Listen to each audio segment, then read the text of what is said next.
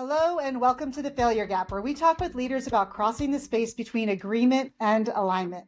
We love talking with interesting people, and today we're joined by Cyril Peupion. In 2006, Cyril launched Work Smarter, Live Better with one simple vision: providing efficiency solutions to millions around the world. With his team, Cyril has built WSLB into a highly respected efficiency coaching and consulting firm. He authored Work Smarter, Live Better, a best-selling business book, and today, as well as managing and leading WSLB, Cyril is coaching CEOs and senior executives. He's passionate as a business leader and a coach who focuses on helping people to change their work habits, take control, and dramatically improve their performance. Today, Cyril lives in Sydney with his wife and 3 children and works with clients in Australia and around the world. Cyril, welcome to the Failure Gap. Well, thanks for having me. Yeah, I'm delighted. I'm looking forward to this conversation. And I would love for you to just share with our listeners a little bit about your journey to becoming the CEO and the founder of WSLB and what brought you to where you are today. I was going to answer failure. That's what brought me to, Okay. There you go. That's just, we go straight into it. Yeah. About when I was in my mid-30s, I was the leader of one of the leader of a global business. And I absolutely loved my job. I loved what I was doing. But after 3 years, I resigned. So in my mid-30s, I became one of the leaders for British Airways in France. And I absolutely loved the job. I had been trained first as a aeronautical engineer. So I did an engineer degree, and, aeronautical is something that I loved. And on the other side, after that, I did an MBA.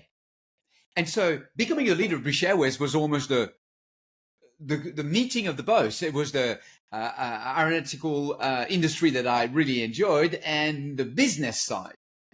And so I was so proud, loved it. The team were great. The environment was great. And then it hit me. I had 14 direct reports, and I was like completely swamped with requests, with things to do.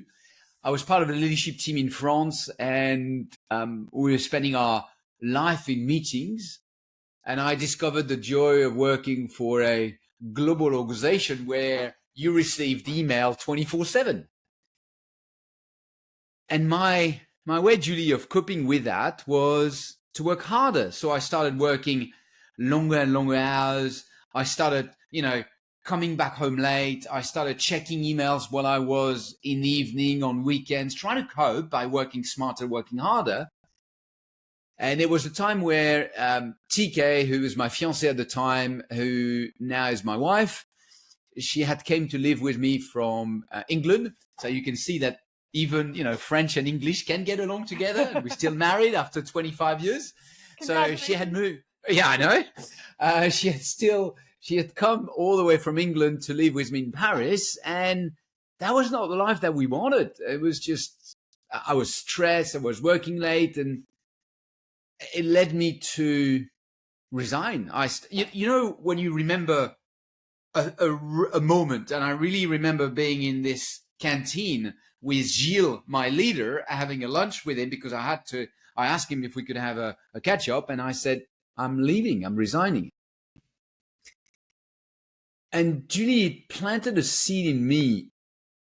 I had done what is considered one of the best education in France. It's called the Grandes Écoles, and then probably the best MBA that you can do in France. And no one had ever taught me how to work. I had learned a qualification. I had a lot of great thing about business, about the aeronautical space and so on, whatever. But I had never been taught how to work. And my way of coping with that was to work harder and harder. And that planted a seed in me that led quite a few years after to create Work Smarter, Live Better, because I had never been taught how to work. And I have seen so many leaders who had the same gap that I had.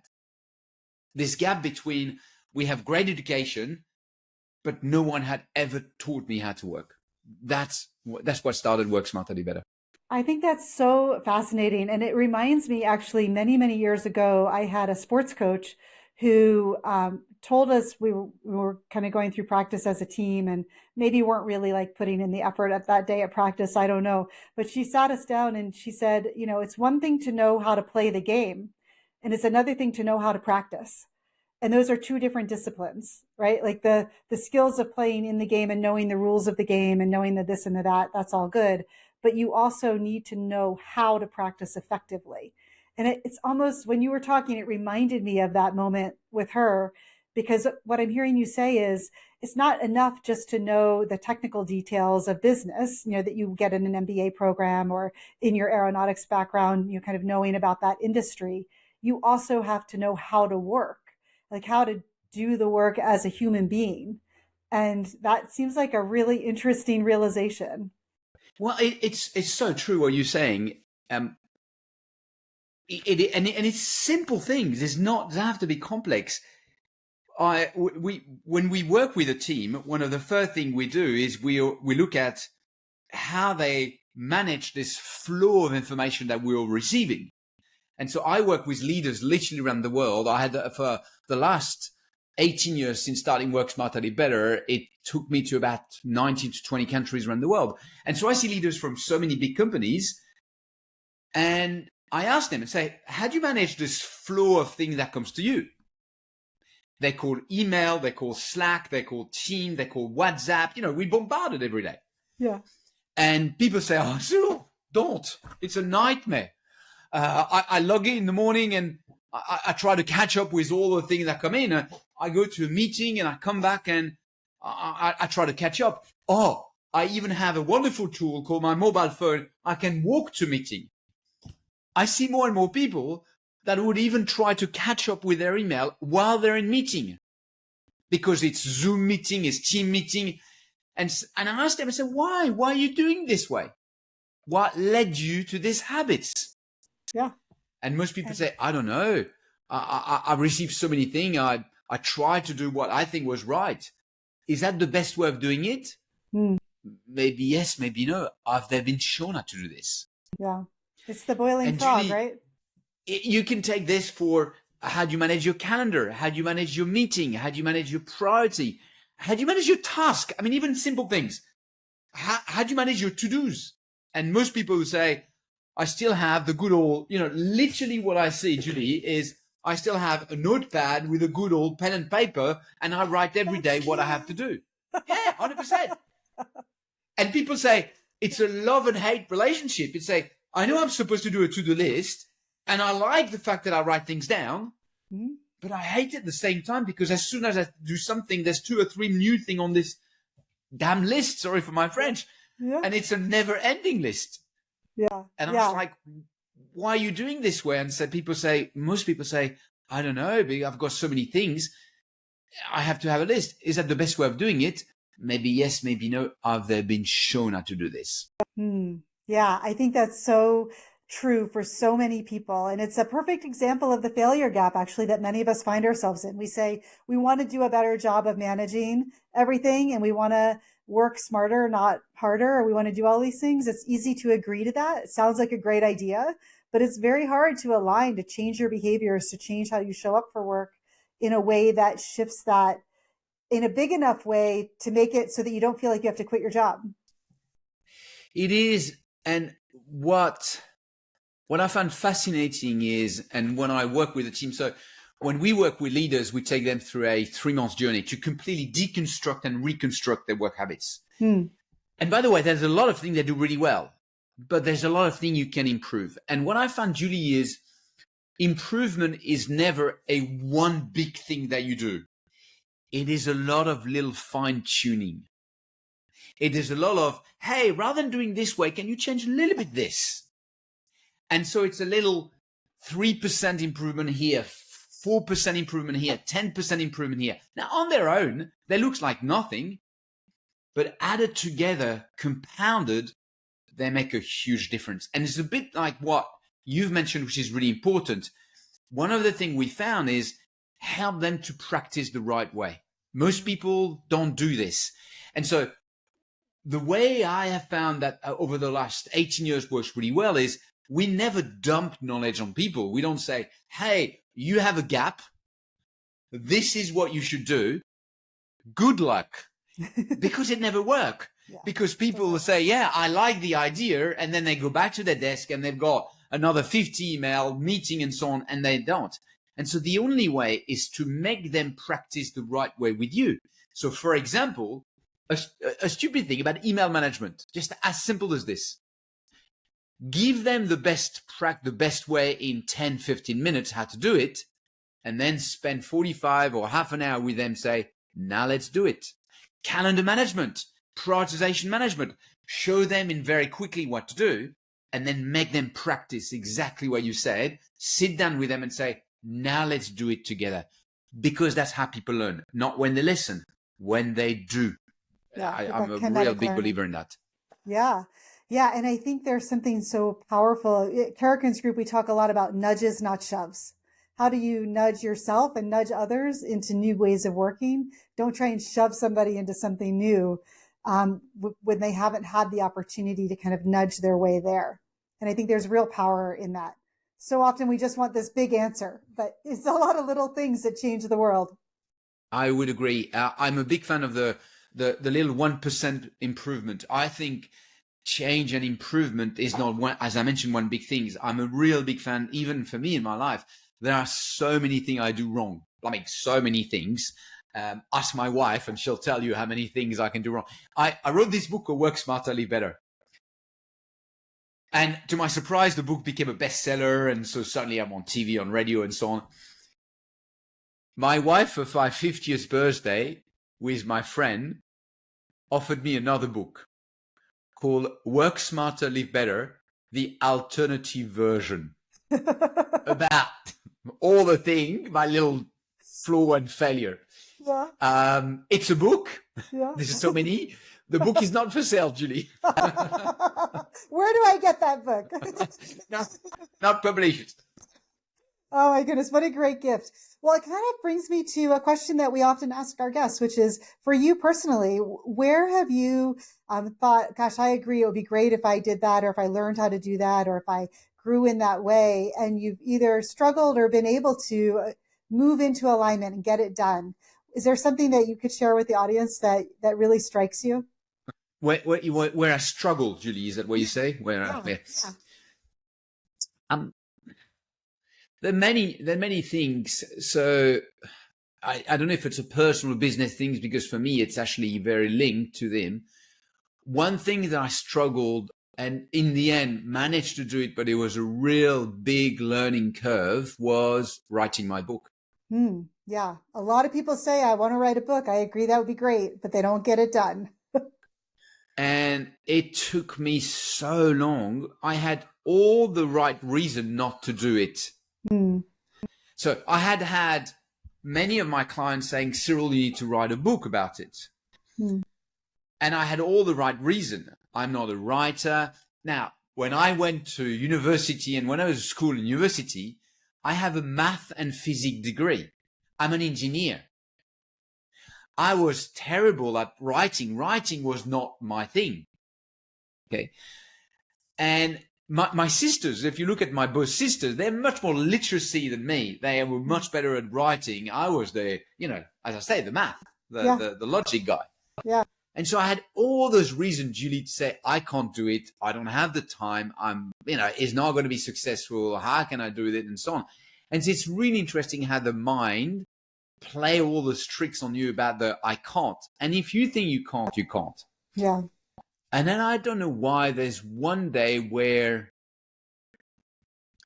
I had this, change your mindset. You don't have to write. It's a big thing that changed for me, not only for this book, but in my life, where I'm a perfectionist. And there's a real fine line between a perfectionist and a procrastinator. Yep. Because the perfectionist to say, I can't do it perfectly now, so I'll do it later. And so you've become a procrastinator. Yeah. Really fine line. I love that distinction. Yeah. 100%. 100%. I'm one of them. Yeah. And so there was like, I can't do a perfect book now, so I'll do it later, which means never. And then there's two things that changed. One, I said, Look, Cyril, your goals when you created Work Smarter, Live Better was to touch millions of people. It's going to be almost impossible to do that with one-on-one training or even group training. A book is a great way to do this. Mm-hmm. So if you're really true to your vision, you need to write a book, not as a brochure about your business, but something that you really want to give. And so there was suddenly something, it was which is a very important philosophy for me, about giving back. And so that was one thing. The second thing, which was very important for me, was just write the first draft. Yeah. Just get it down. Just get it done. And if his first draft is terrible, at least it'll be better than nothing. Yeah. Yeah. Easier to edit than create, right? 100%. And I wrote Julie's 16 draft of Work Smarter, Live Better before I was happy to publish it. But I would have never, without those two key things, one about forget about yourself, it's about giving. And if you really want to touch million people. And the other one is about just do something, which is, even if it's bad, at least just start somewhere. And as you say, it's better to improve something existing than starting from scratch and editing. And that changed completely the game. I think those are two really interesting takeaways for anyone who's feeling stuck in agreement that they would love to do something or it would be a good idea, regardless of what it is. This idea of we talk about that, Simon Sinek talks about find your why. I like to switch that a little bit and think about what's it in service to. And if you know what that is, then it makes it easier sometimes to be willing to take the risk and push yourself into action on it. And then, what my father always used to say, once started, half done. And just get started, a little step. You can steal that, Cyril. I'm definitely going to once started, half done. I absolutely love it. Yeah. But that's what it is, right? Like, just get started, and that's half the battle. And then everything else flows from there. I love what you're saying about serving. And again, that was a failure for me for quite a long time, where I think I compare myself to my wife, TK, and TK is a natural giver and carer. She's a super carer. I was much more, me, self-centered, a bit egoist. Let's be honest. I was like, I want to things for myself and so on. And it took me, I don't know, it took me a while. It took me maturity, growth to understand. I love the quote from Churchill.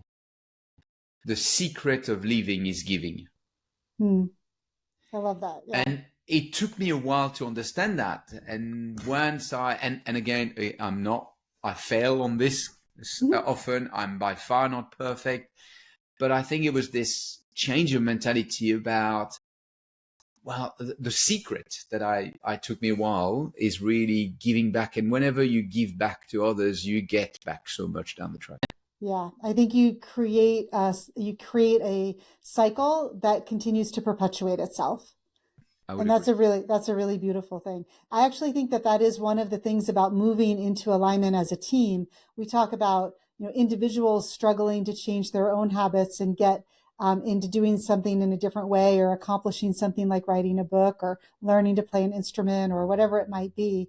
But when you get a whole group of people trying to do something together, it just, multiplies in complexity. But if one or two people are just really continually feeding it with that positive intention and that idea of let's make a contribution back to our clients or our customers or whatever the end state is, it really does feed on itself. I 100% agree. Yeah. Yeah. I would love it, Cyril, if maybe you could share an example with a team that you've worked with, or even in your own team with your own company, of something where you've seen people be able to come together in that way and really move from agreeing, like everybody looking around the table and, everybody's like, yeah, that's a good idea. And then they look away. They don't want to make eye contact because they're just like, who's going to do it? Where's that going to happen? Where they've moved from that energy to really getting aligned and getting energized to do something together as a team. Yeah, I remember one of my first groups. So when I started 18 years ago, I started working, doing one-on-one. and working with leaders to help them to work smarter, better, completely changing their work habits. And pretty quickly, I realized that it would be much more powerful to work with teams. Because when you work with just one person, let's say a leader, he or she might say, yes, it has an impact on me, but I still have a team around me. And if I don't change their ways of working and their mentality, then I haven't done even a half of the job. And so we completely changed the model very, very soon on at Work Smarter Better to say, now when we work with a leader, we work with a leader and his or her team. And I remember working with this leader, Neil, in Australia, part of a large bank.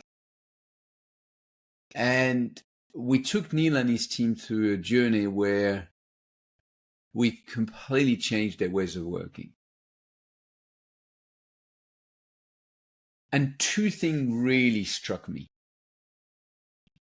One is the personal impact and one is the team impact. On the personal impact, at the end of the journey, after 3-4 months, I asked this team and say, what was the impact for you? And I'll never forget, I will never forget what Marnie said. Marnie stood up and she said, Cyril, the impact for me is my desk is clean. Remembering that 18 years ago, we had what I call messy desk. Now the mess has moved soft, but they say, I'm now super organized. I see the white space at the end of my inbox every day, which I haven't seen the white space for years.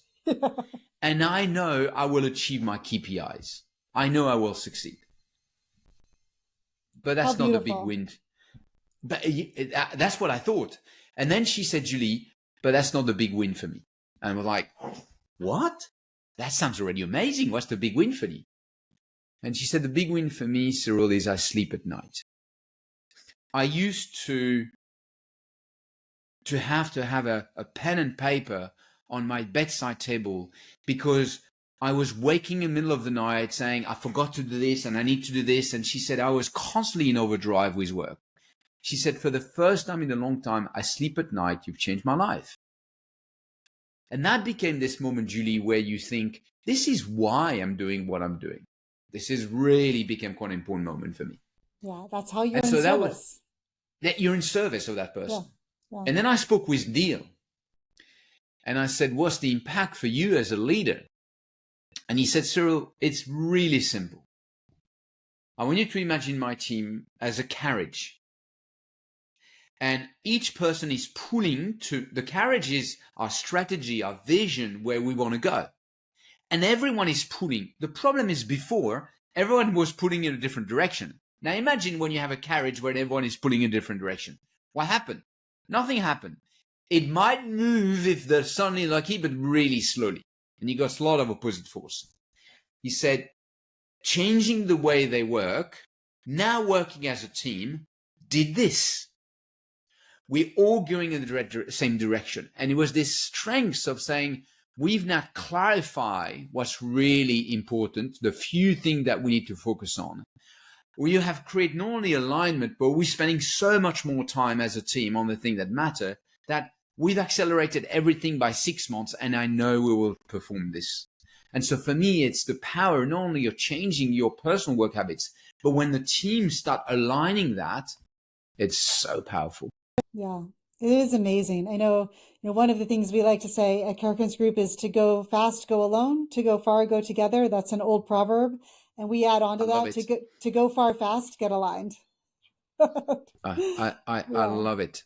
Yeah, I think there's such power in this idea of coming together. And I really appreciate that you took what was impactful for one person and you brought it out into a whole team to say we all need to be working together on working differently so that you're really, again, creating that wave that we talked about earlier, that momentum, because everybody's fueling the effort. Yeah, about 3 weeks ago, I was in the Philippines to work with the leadership team of a big mining company. And we had about 10, 12 leaders. And it's a team that's been working for a while. So I know them, they know me, we know each other really well. And we had this whole discussion where I made them think about, so they had a whole offsite thinking about where they wanted to go as a team. And then we sat down and I asked each of them on their own to clarify their own priorities. I call them their big rocks. And so I guided an exercise to be really clear on the few things that really have an impact for each of them. And so defining, it's a process that I call Think Quarterly, where every quarter, everyone, for every business, I highly suggest that you don't think yearly. I mean, great to have a yearly plan. That's really good. But it's too far. If I say that, hey, Julie, you've got some goals to achieve in a year time, relax, you've got plenty of time. I much prefer really putting a 3 months period. So having a strategy which is a yearly, 3 yearly, 5 yearly strategy, great. But I think every quarter, everyone asking, what does that mean for me? And choosing 2 to 3 priorities. That's the exercise we did. Great. So they walk out with really clarifying their priorities. And then I did the next exercise, which is say, now I want you to like group by 3 or 4. And I want you to challenge that. Hey, Julie, explain to me your big rocks, your priority. Yeah. And then the group challenging and say, Julie, I understand your number 1, I understand your number 2, but in the service of the strategy we're not, why are you doing number 3? And why are you trying to achieve? And my point was 3 or 4 brains is 10 times better than 1. And it created such an alignment where they all challenge each other and they walk out with refined priorities, now aligned to where the business was going. So powerful. Yeah, that's incredibly powerful. And I love how you're using the team to help build and help people also articulate and get more clear about what are their priorities and are their priorities fitting together as a team, not just as individuals, because often that enterprise view is missing from people's individual priorities. I would agree. And I think, first of all, what's missing is people don't take the time to think about it. And I say, look, spend 20 minutes per quarter. And I'm not asking much. I'm saying 20 minutes per quarter to stop, really calm down for 20 minutes, half an hour, and look at where you're going and say, over the next quarter, I'm going to choose 2 or 3 priorities.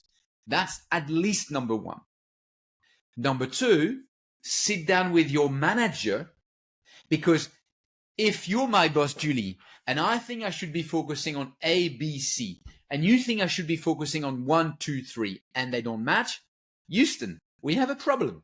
Yeah, okay, absolutely. But even better, sit down as a team and challenge each other's, and you would then create an environment where people understanding each other's priorities, people feel involved, people want to synergize and help, it bring it to a complete different level. And then I'm going to bring one last level. So on your own, with your manager, with your team, and then my last level, which I call amplify, is to say, why do we spend so much time and energy thinking about our business priorities? And why do so few people do the same thing with their personal priorities?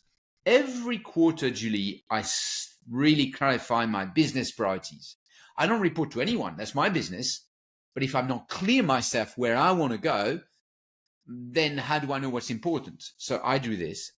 But every quarter, I do the same thing with my personal life. Every quarter, I ask myself, what are the 2 or 3 things that if I really focus on over the next 3 months, would have a significant impact long-term on my life? Mm-hmm.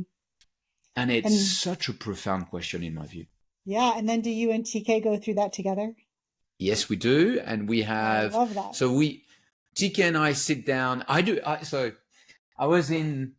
started doing that with some of my clients quite a few years ago, because my client was saying, Cyril, how do you apply that to your personal life? And so when I train a team, we go through a journey where we talk business. And the last session is exactly that. The last session is to say, on your deathbed, are you going to think about the number of emails you responded to, the number of meetings you attended, and how successful you were in your job? Or are you going to think about something else? And everyone talk about my family, my legacy, the things that were important for me, all that. And I said, obvious. Why do we spend so much energy and time therefore thinking on the business side and on the personal side. So we have a whole session. I had a meeting this week with a client to say, your session last week, which was the last session called Amplify Your Life, I have 2 people that come back to me and completely change their perspective of life. One has decided to resign and move to another job. And one is completely redesigning the personal life, the relationship with kids. I mean, it was just challenging them. Yeah. And so TK and I, every year, sit down to plan our year. Okay. So at the end of the year or start of the year. And we do what we call the dinner with a pen and paper. And Julie, the dinner with a pen and paper started because a few years ago, TK and I went to a really nice restaurant in Sydney. And literally in the middle of the dinner, I took out my notebook and my pen and said, love, can we plan the next year? And she was like, what the hell, Cyril? We're going to a nice romantic dinner and you want to do some damn planning. I said, please keep with me. It had been so good that now every year we have either a lunch or a dinner that we call the dinner with a pen and paper, so this year we went to a beautiful walk for 3 hours south of Sydney in a park called the Royal National Park. And after that, we sat for 3.5 hours in a restaurant and we planned everything for our year. And it's so powerful that now I do that with my clients. At the end of the year, I invite my clients and their partner to sit down and we discuss that and I help them to plan. I have received so many feedback and photos of people saying, Cyril, we have done your dinner with a pen and paper. Here's a photo of me and my wife doing it or me and my husband doing it. It just warmed my heart. So yes, TK and I do this and we have a meeting every week to discuss that. There you have it. The secret to a 25-year plus marriage, right? Yeah. Communication, sharing. Yeah. There's a French writer called Saint-Exupéry. Yeah. Antoine de Saint-Exupéry. Yeah. For those who've never heard about, right? Yes, Le Petit Prince, the Little Prince. Yeah. I mean, if you haven't read Le Petit Prince, read it for you, read it with your kids. Such a beautiful book. Antoine de Saint-Exupéry had this expression that I really like. He said, love is not gazing at each other. It's looking together forward in the same direction. And I really like that. Where TK and I, yes, we love each other, but we also love is for us thinking about where we're going, where we're taking our family, where we're taking our relationship, where we take even our finance, everything. We look together in the same direction and we talk about it. That's so important. And it really, part of the essence of that idea is also what you're bringing to teams and telling them, it's not that we all have to, just like each other and kind of get along, but we also have to be looking out in the same direction at this adventure that we're on together as a team. And I really appreciate that sentiment that you continue to pull through with how do you help inspire that in a team? 100%. Yeah. Yeah. Cyril, this has been such a great conversation about some of your thinking on what are ways that people can get aligned to deliver together. And I would love it if you would just think about, are there 2, 3, 4 hot tips that you would give people? I think your book is full of great ideas. One of them might be have a pen and paper dinner, right? But are there some things that you would recommend to people if you want to move from agreement that something sounds like a really good idea and you wish you would do it, or that you and your team could come together and do it, to getting aligned and actually doing it together and crossing the failure gap? What would you suggest that they start with? The first thing is more an understanding of the danger we all face. And the danger we all face, I call that the bias for more. Most of us have a bias for more. Fascinating experience that was done a few years ago in Washington, D.C. They designed a day to visit Washington, D.C. A day where you would go and visit the museum, the monuments, and, you go around. But on purpose, Julie, they designed it crazy. They designed it, they packed that day. You had to go to one thing, see it, jump in a taxi, go to another place, jump in a bus, go. I mean, it was like a 10-hour mad marathon to visit Washington, D.C. So imagine that. And then they gave that day to people, and the experience, the gentleman is called Lady Klotz, who did this, and his team. And they gave that day to people, and they say, can you improve the itinerary? That was the task. Can you improve it? 75 to 80% of people added things to the day. More. We need more. More and more. Yeah. Only 20% to 25% of people decided to eliminate things, subtract things. Yeah. We all have a bias for more. We all think that more is better. And Julie, it is engraved in us. It is biological. I mean, if you think about when we're living in the savannah, when we're finding food, we don't know the next time we're going to find food. And so we have to accumulate just in case. I mean, look at now the impact it has on us, keeping as many files, as many documents as we can, keeping as many clothes as we can, keeping as many shoes as we can. I mean, we've got this accumulation thing. It's become cultural. Who are the most successful civilization?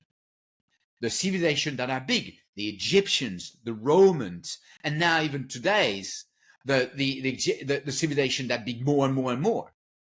And even it's become business who are, we all have this growing is the word. We need to grow to be better. It's just like permanent growth.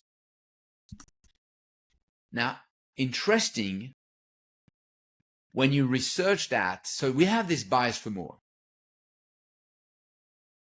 So many interesting study about the fact that in business, more bring less. PricewaterhouseCoopers, many years ago, did an interesting survey published in the Harvard Business Review. They wanted to see if there was a relationship between the number of priority a business has and their performance and their revenue growth. The more priority a business has, the less revenue they have. Interesting. There is this, and again, so you ask me how you help people. I'm writing my next book at the moment, and my next book is going to be called Less Achieves More. Less achieve more. So I'm going to give you 3 simple advice on this one. And they're linked to think quarterly, plan weekly, act daily. So think quarterly. Every quarter, clarify a few priorities, but choose less. I suggest you only choose 2 to 3 priorities every quarter based on the impact it will have. Number 1. So every quarter, have the courage. And I talk about courage because you have to have the courage of saying no to a lot of good ideas. You have to have the courage to say no to a lot of good ideas. So less priorities, choose 2 to 3 priorities and accept not to do the rest. That's number 1. Okay. Plan weekly, less task. Every week I do what I call a weekly plan. And to do my weekly plan, I look at everything. I look at my priority, what I need to do so for my priorities, and everything I have to do. And I have a huge long list. Yeah. And I compare this long list with the amount of time I have available. And it never matched because my list of things to do is always much bigger than my list of time available. And so I have to really have the courage every week to decide not to do many things. Prioritization is not about deciding what to do. It's even more about deciding what not to do. So less priority every quarter, less task every week, and then the act daily. I think about my priority. I just block tasks in my calendar to do them, and then every day it's under attack. There's so many things to do, requests and so on. less distraction. We live in a world, there's a great book called Stolen Focus by Johan Hari about we live in a world of distraction. And all those distractions are taking us away from the thing that really matter. And so every day I'm focusing on the few things and cutting a lot of distraction out of that to make sure I progress them. Think quarterly, choose less priority. Plan weekly, choose less task. Act daily, choose less distraction. That's my short answer. That is a great rule to live by, and I'm going to take that to heart and try and think about how I do that for myself. So thank you. I appreciate that, and I'm sure a lot of our listeners will be able to take note of that and look forward to your new book.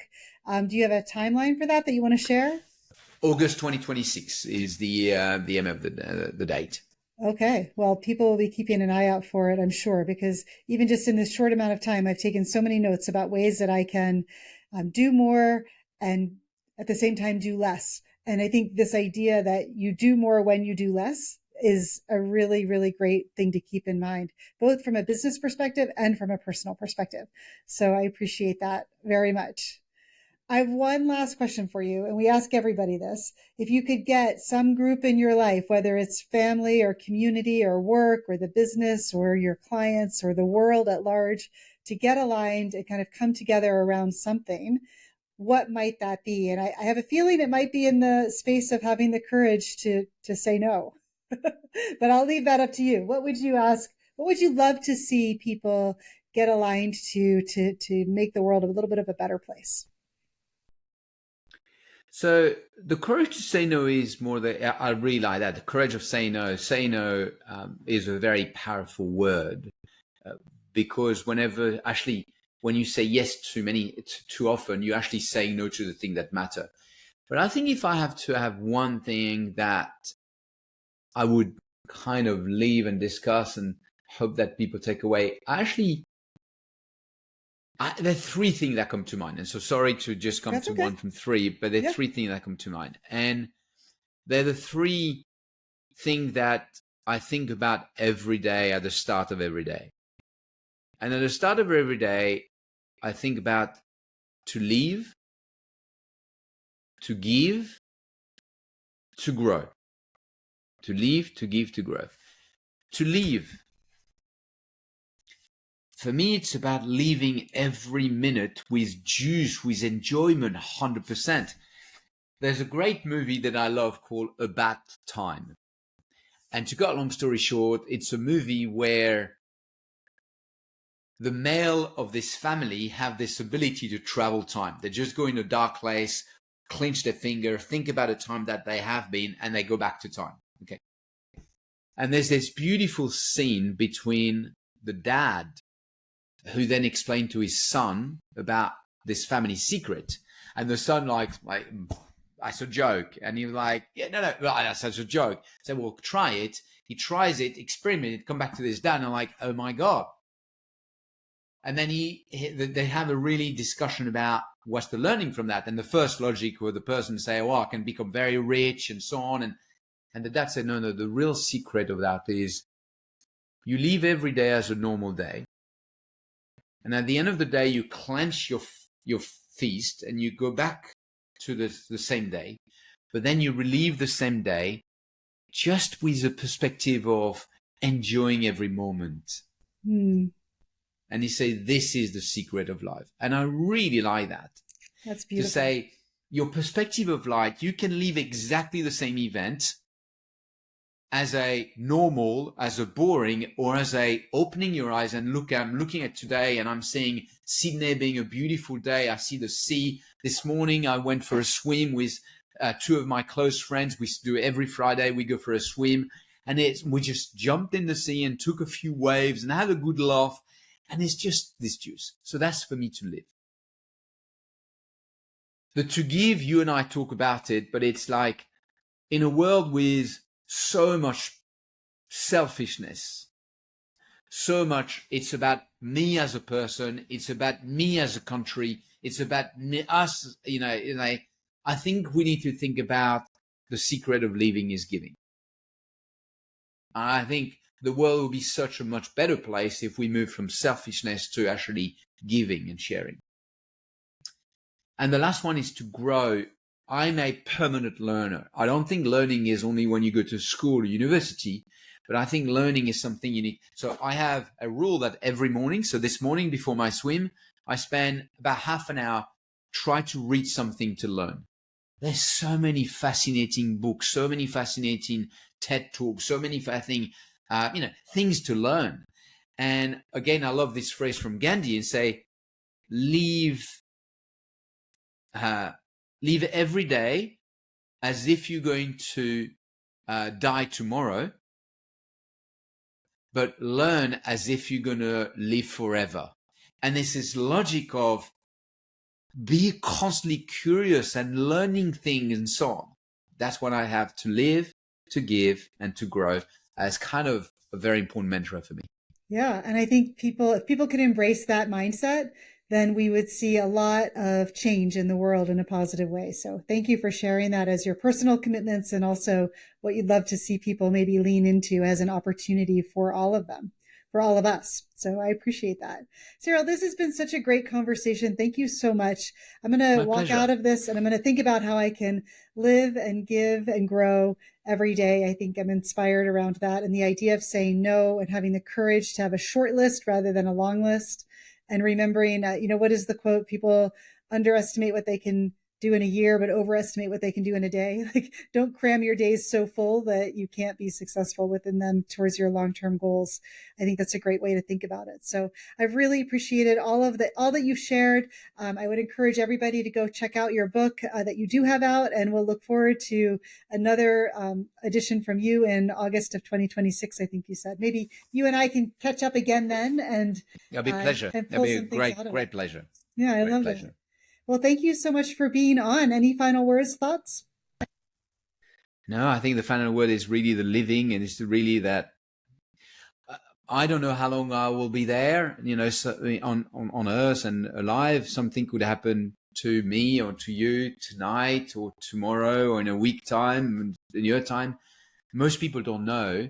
And so you don't control that. The only thing you control is to make every moment, cherish every moment, give the juice of every moment, and enjoy every moment. That's for me the main philosophy here. Yeah. All right. Well, to everyone in the audience who's listening, go out and cherish those moments, because this is our one chance to do it. And I love, Cyril, that we're ending on that note.